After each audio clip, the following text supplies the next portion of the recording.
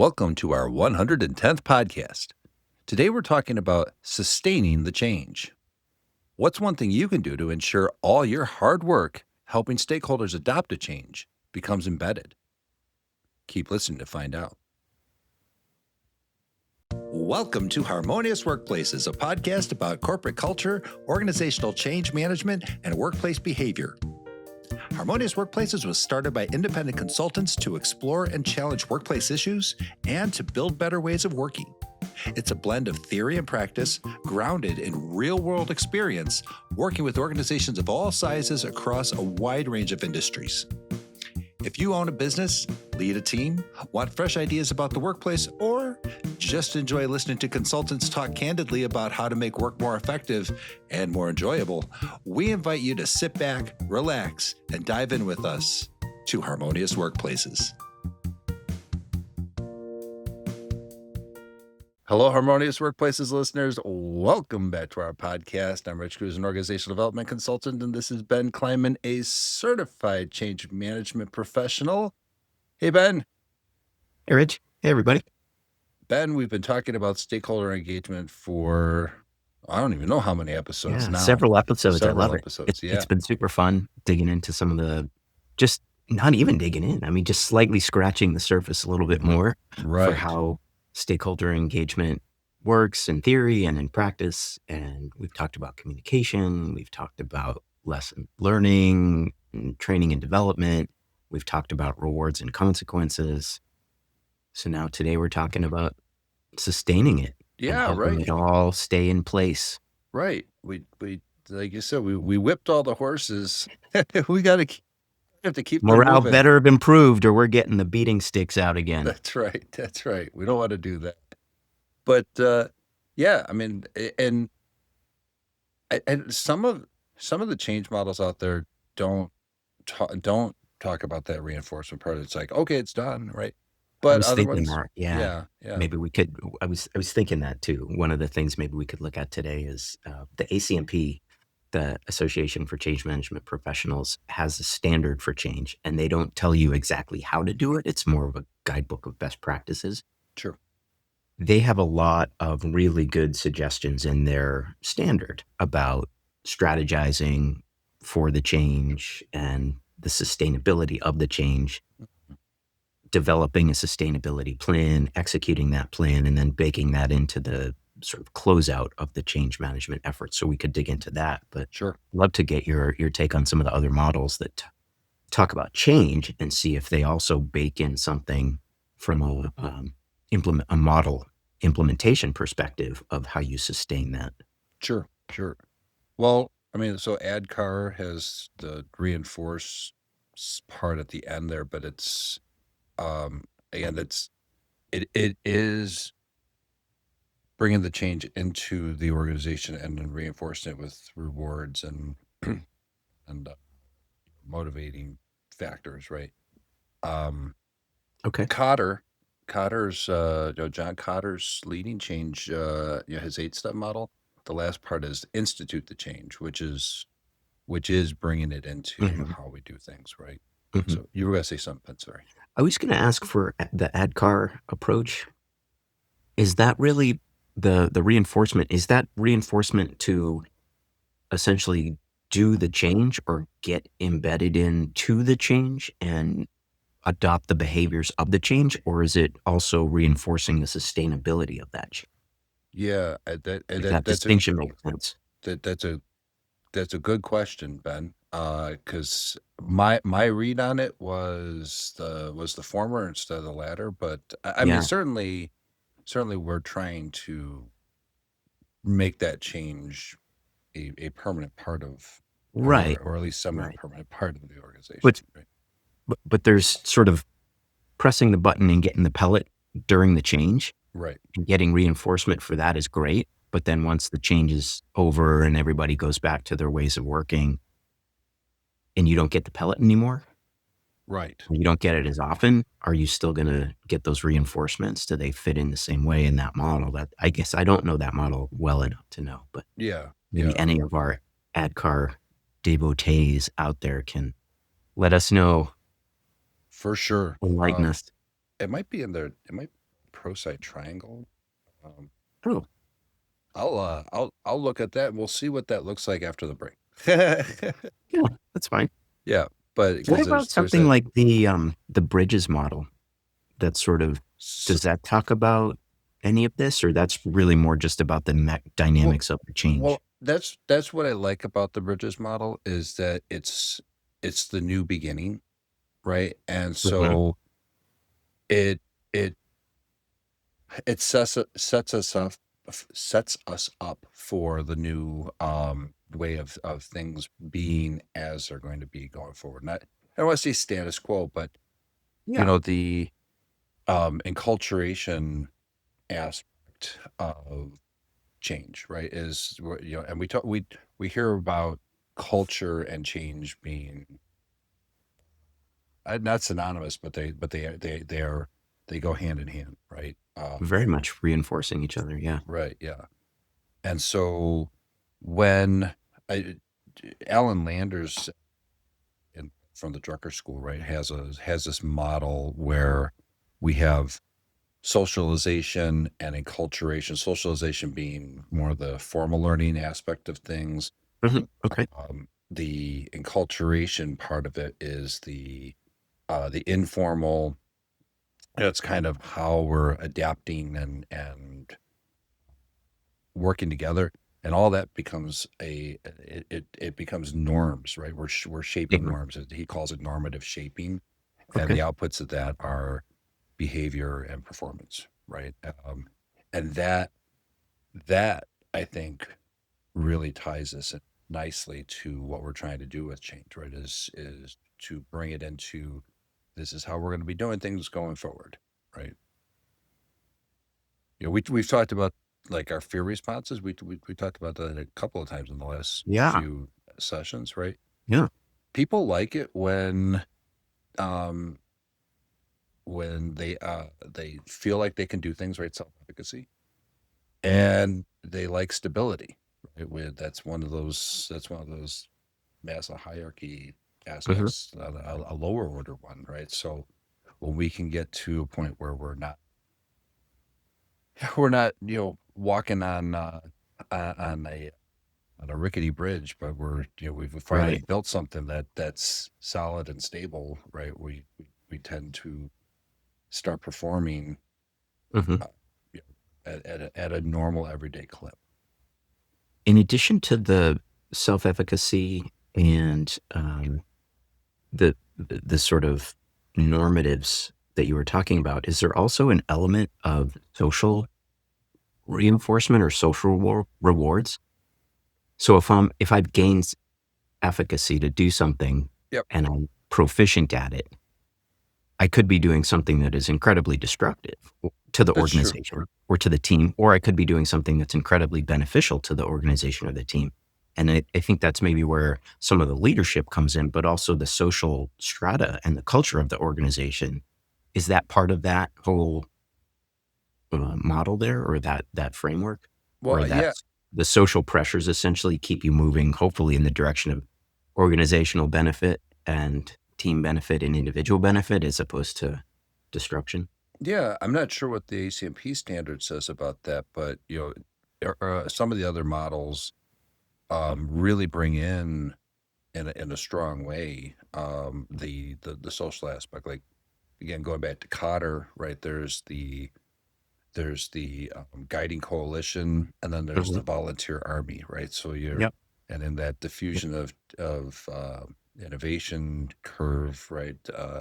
Mhm. We're looking for people who are early adopters and the early majority to try to get them to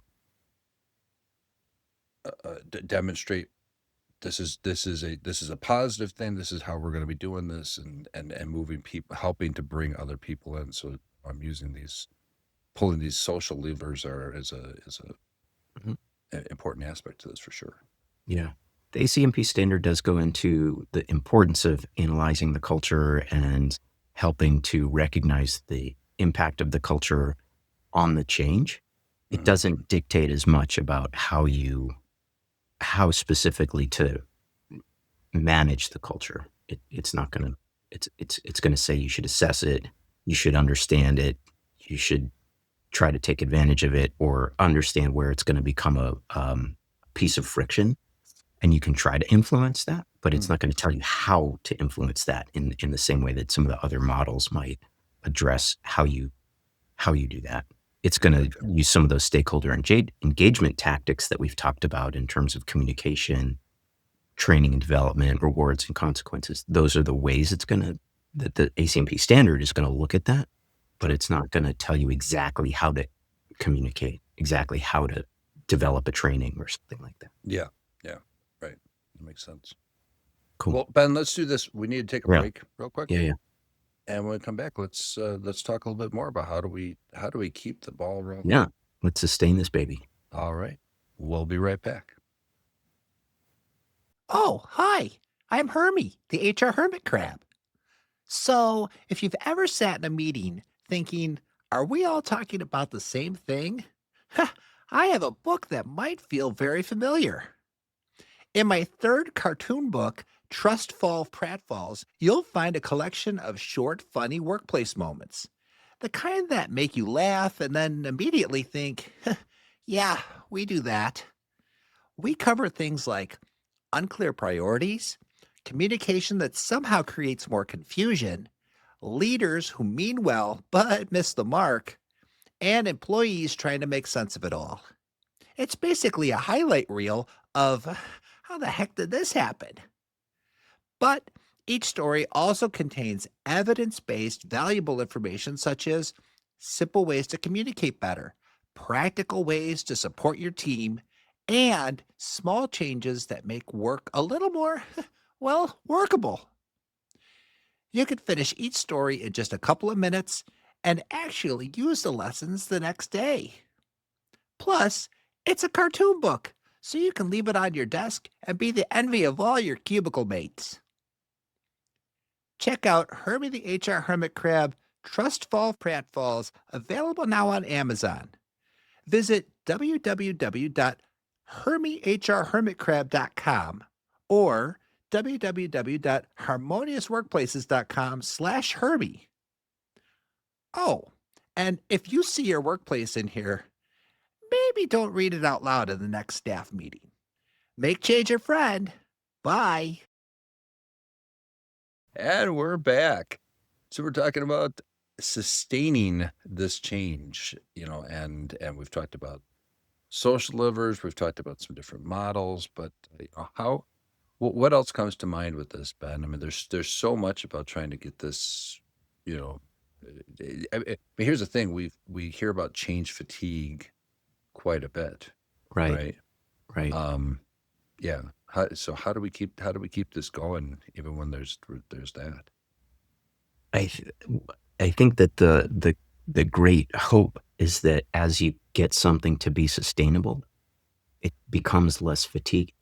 And so the whole idea of making it sustainable is that you're sustaining it in a way that is not overly fatiguing.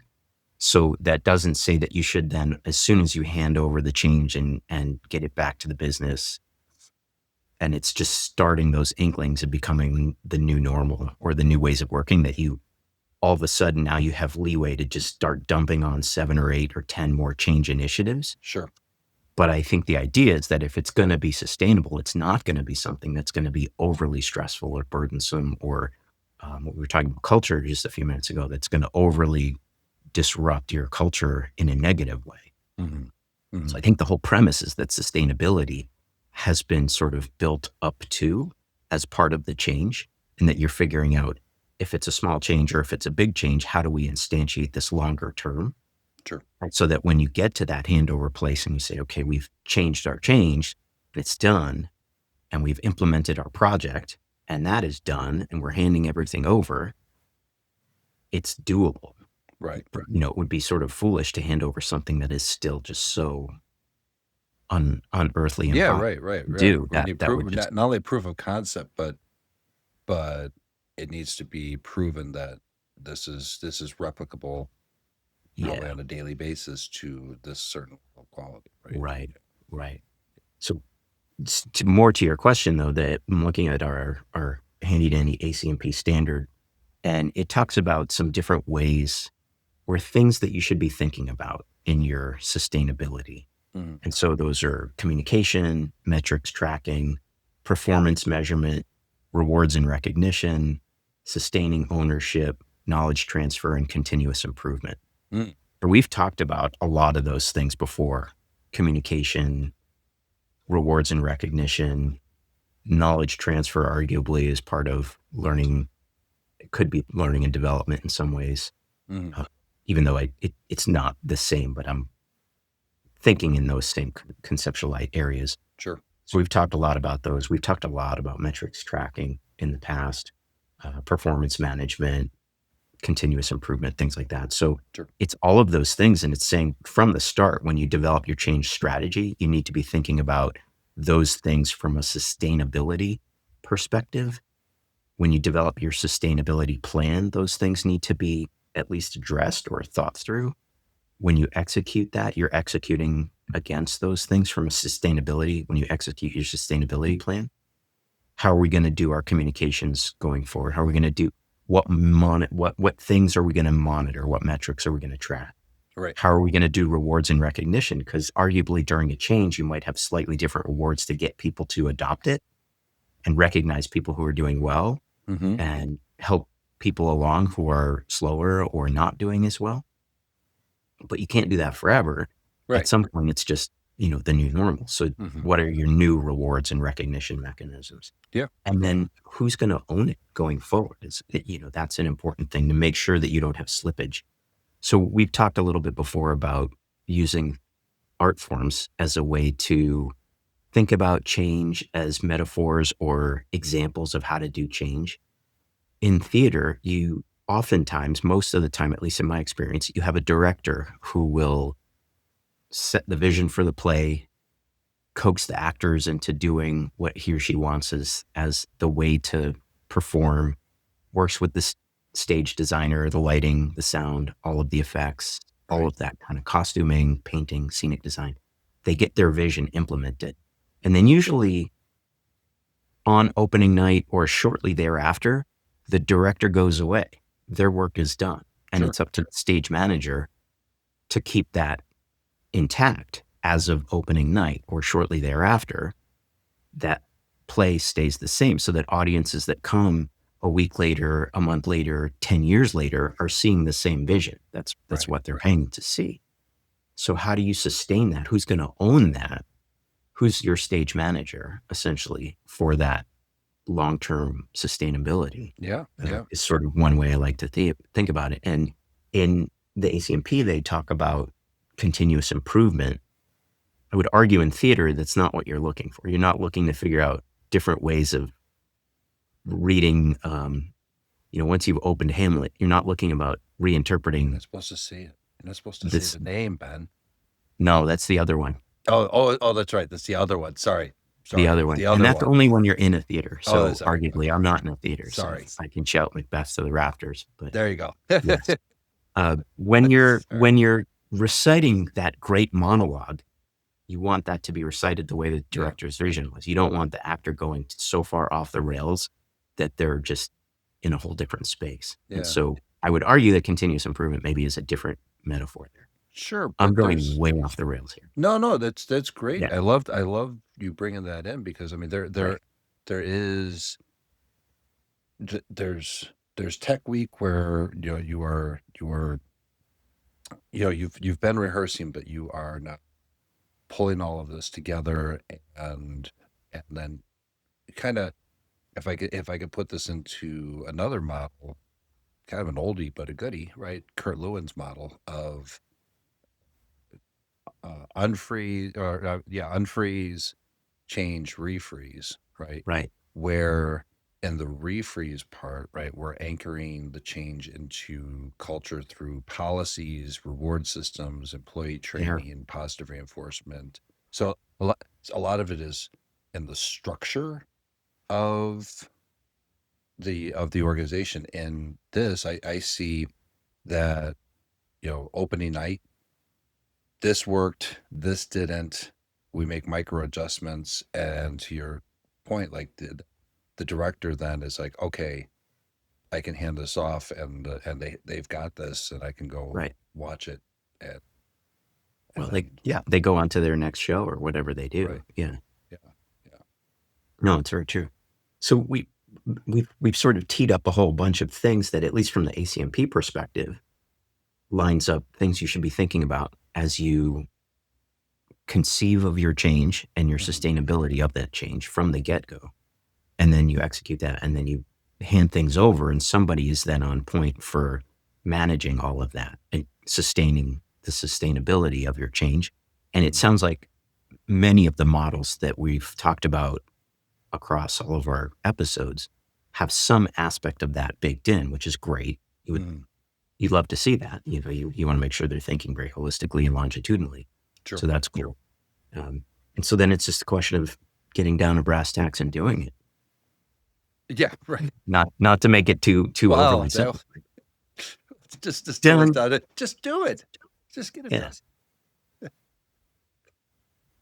All right. Well, let's do this, Ben. We're about that time for another break, and then when we come back, I mean, there's so many things we can do about this. I mean, there's literally whole courses on how do you bring this into being, as a new way of as a new part of the culture.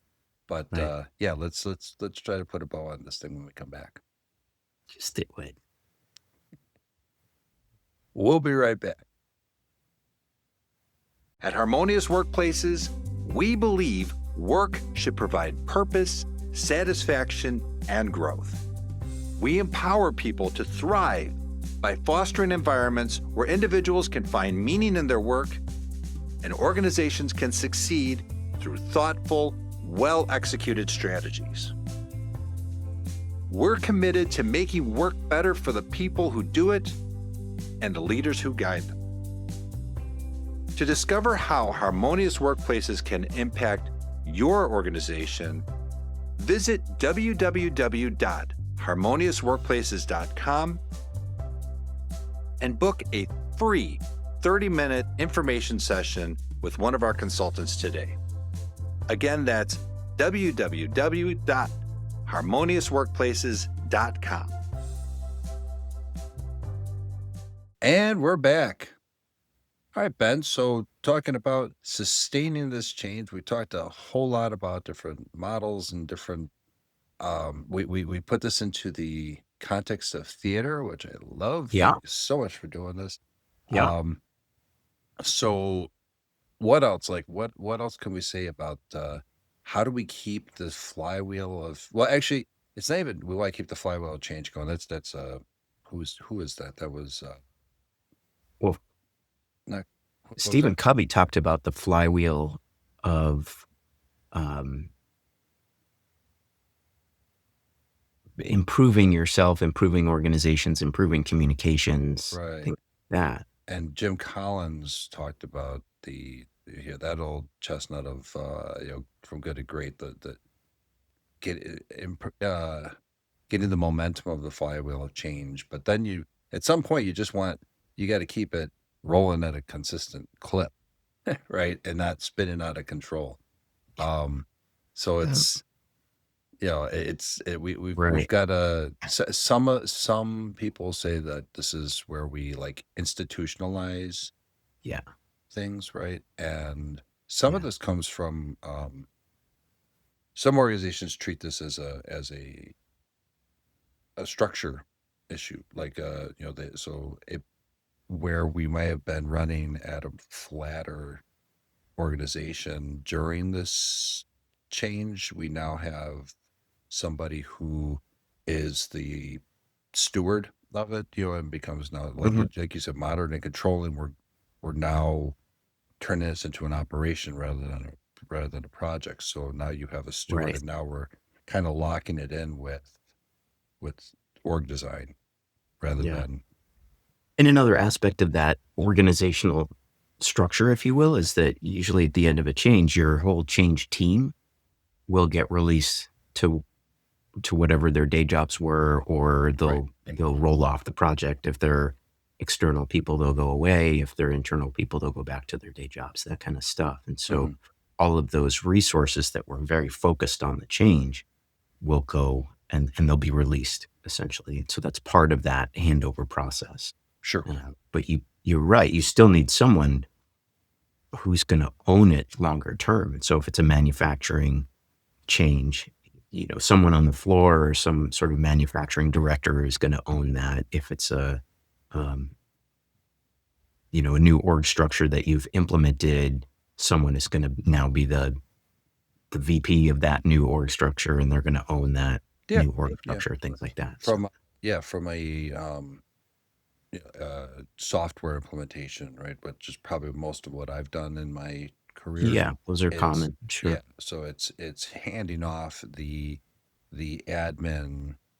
So arguably you'd have somebody who has gone through their admin training, they've been certified, they have all these aspects of it. Now they become the de facto person to go to when there's some issue or whatever, right?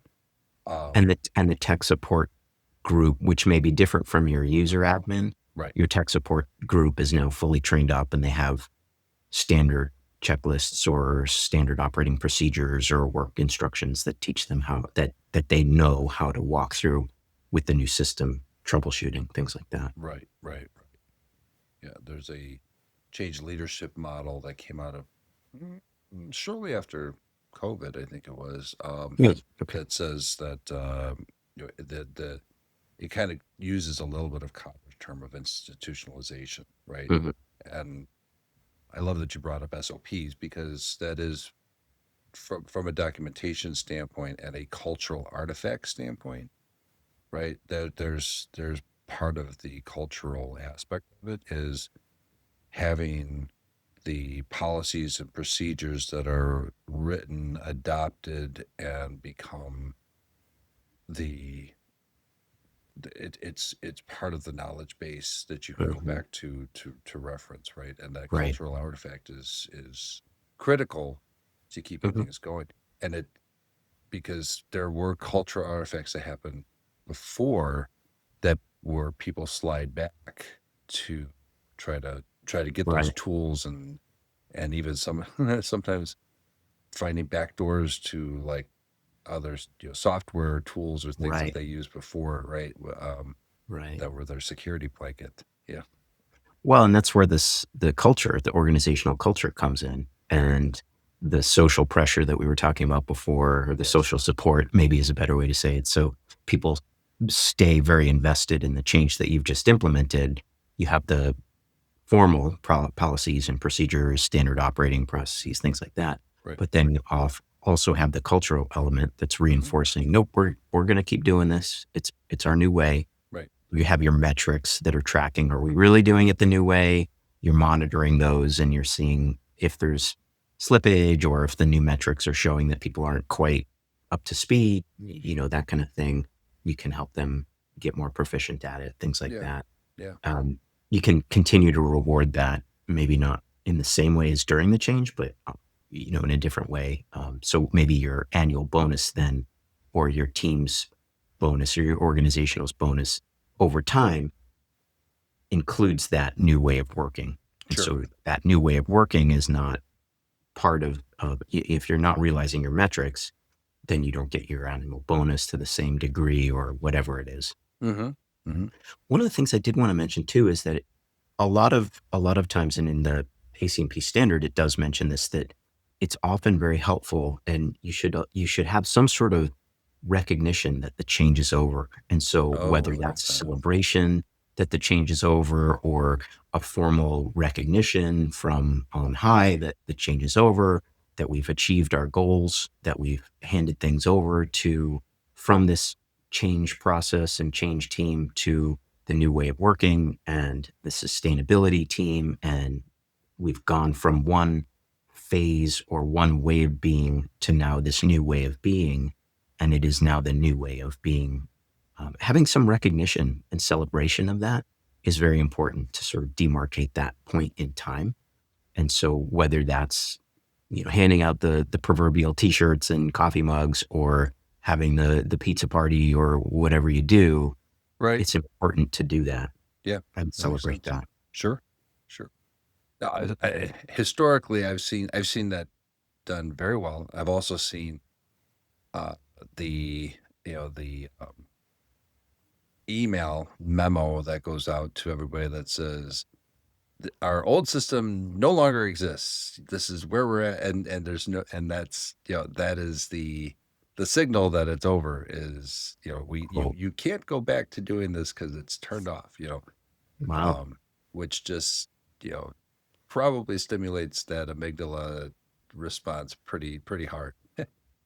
Oh my Yeah. gosh, I can't do this anymore. Mm-mm. Yeah. Yeah, yeah. But Maybe there's other ways to do it than just that memo. I would agree.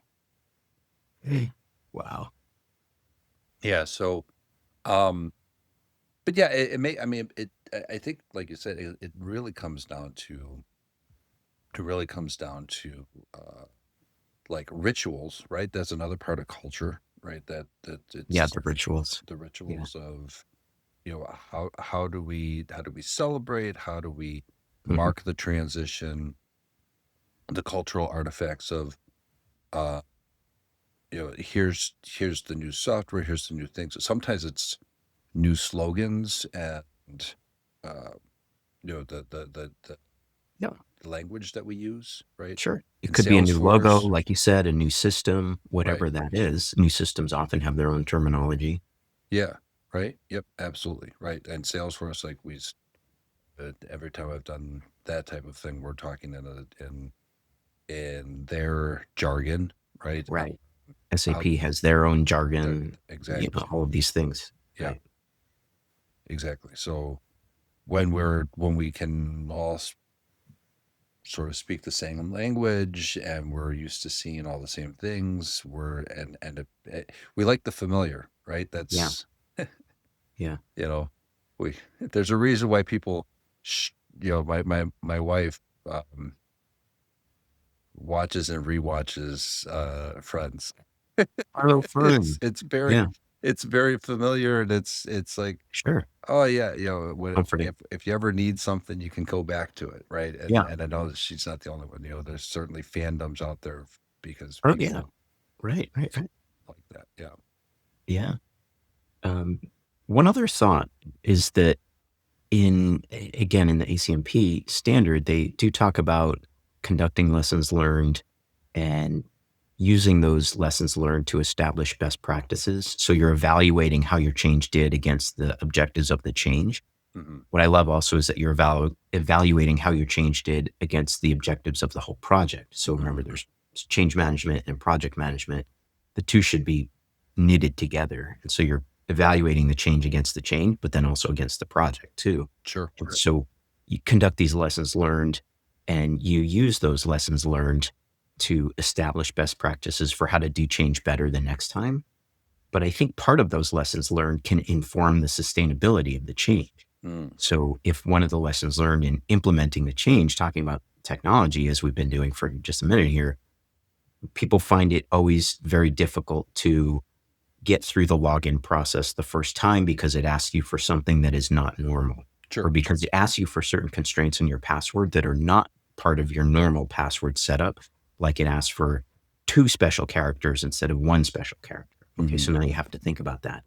Those are things that you can use to help with the sustainability in terms of baking that into your training, you know, Absolutely. Yeah. longer term. Yeah. But it does set that up. So there is that aspect of continuous improvement on the change, but it's different from sort of rechanging the change every single time. Right. If that makes sense. Absolutely.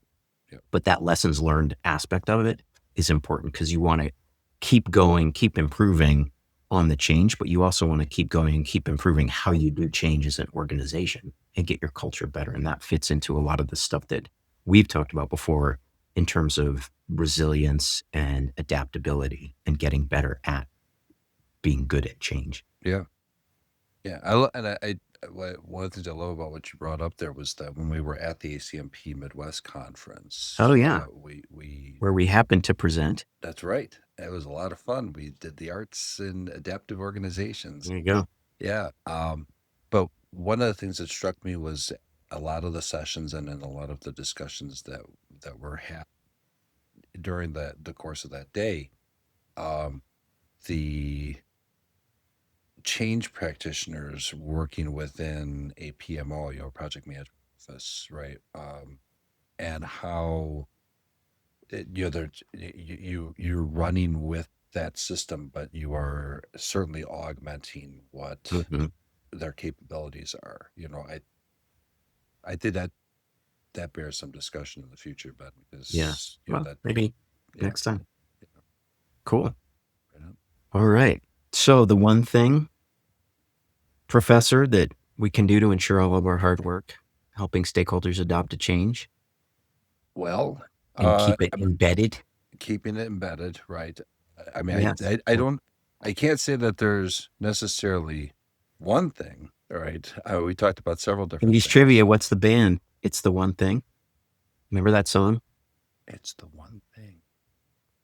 It's the... Oh, we'll come back to it next time. I don't. You listeners, stay tuned. The Yeah, one there thing. you go.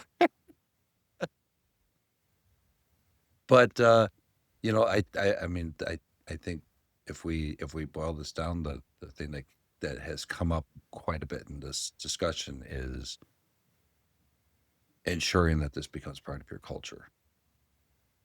Right. Right. Okay. I like it. Okay. There was a cop out then, but it's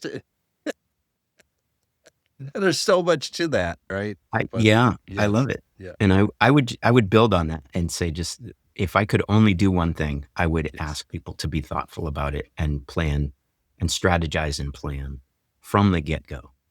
How are you going to sustain this? Because you don't want to do all this work implementing a change and then not have some plan for how you're going to sustain it. Right. And it can't just be, we're going to send the memo that the old system is deprecated and you can't access it anymore. Yes. It has to be something. Which is that part is going to be in the project management plan of which is great. Sunset of that, but yes, Yeah. it does. It needs to go beyond that, and that's where your change practitioner comes into. Right. So the answer to the song lyric, "The One Thing" by In Excess, 1983. Right on. Oh man, bravo. All right, Ben. friends. Okay. With that, Ben, you want to take us out today? Thank you, everyone. Make change your friend.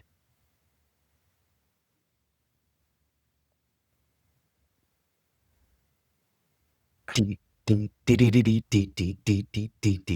God, that's right.